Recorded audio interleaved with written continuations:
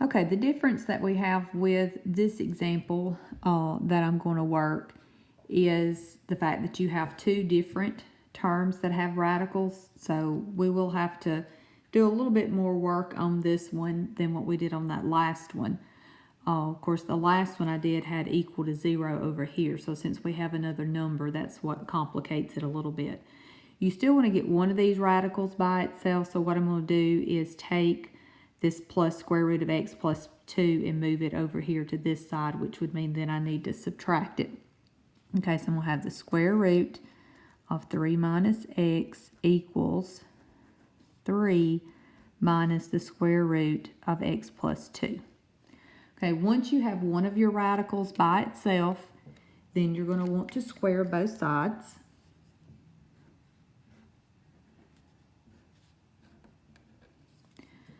Now, on the left, when you square the square root, you'll just be left with what is underneath it. Over here, though, because you have the subtraction, and same thing would be true even if this were addition, you're not allowed to square the two terms individually. This is a binomial squared, so just like we've done before, we're going to have to write it down twice, and we're going to have to FOIL it out.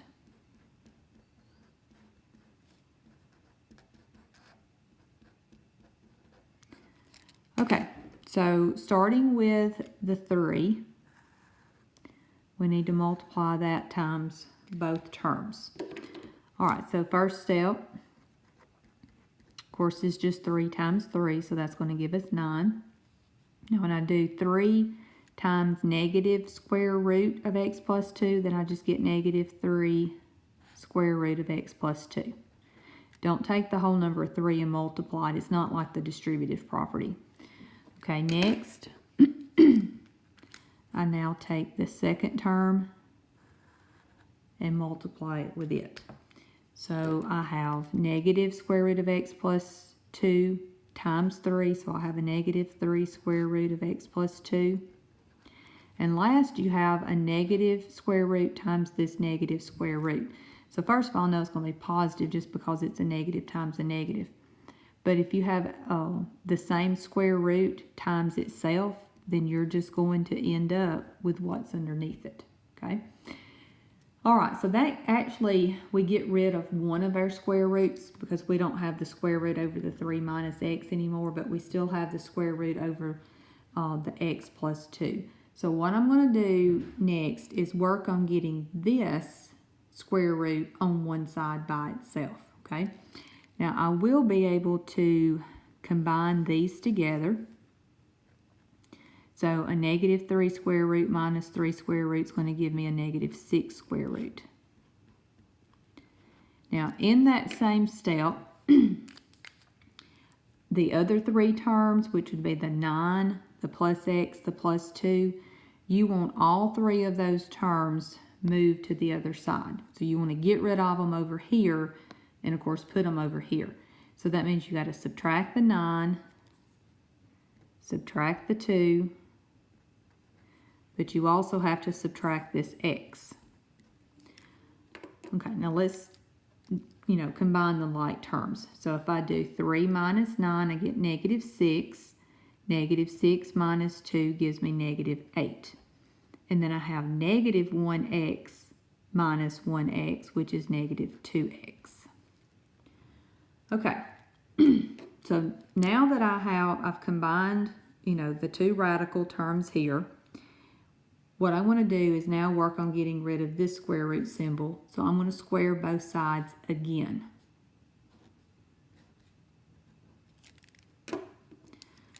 All right, so again, I got a binomial. What we're going to end up having to do is write that down twice and FOIL it out. Okay, so I'll come back in the next step and FOIL it. Now, the way you handle doing the squaring here, when you have a number in front that's just being multiplied, you're actually going to square the two things individually. So you square negative 6, you get a positive 36, and then here you square the square root, you just get what's underneath it. But you do need to put it in parentheses here. All right, so let's work on FOILing this. So that's going to give me 64 plus 16x plus 16x plus 4x squared.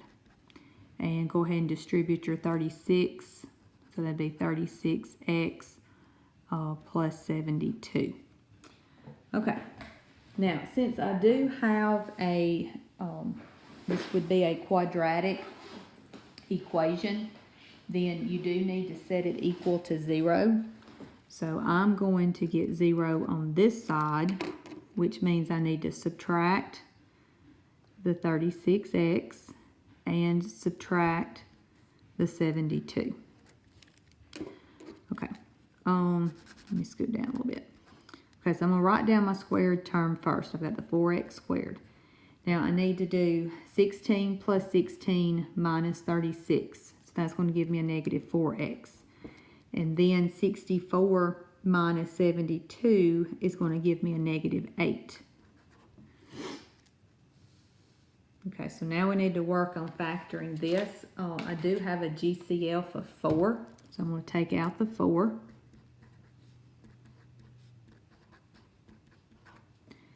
And now I will factor what I have left. All right, so the x squared is x times x. 2 is 2 times 1. But in order to get the negative 1 in the middle, remember you need a negative 2 and a positive 1. Okay, so if you solve x minus 2 equals 0, you get positive 2. And then if you solve x plus 1 equals 0, you get negative 1. Now, don't forget that you are supposed to check these. You do have to take them and plug them back into the original equation. So let's start with the positive 2.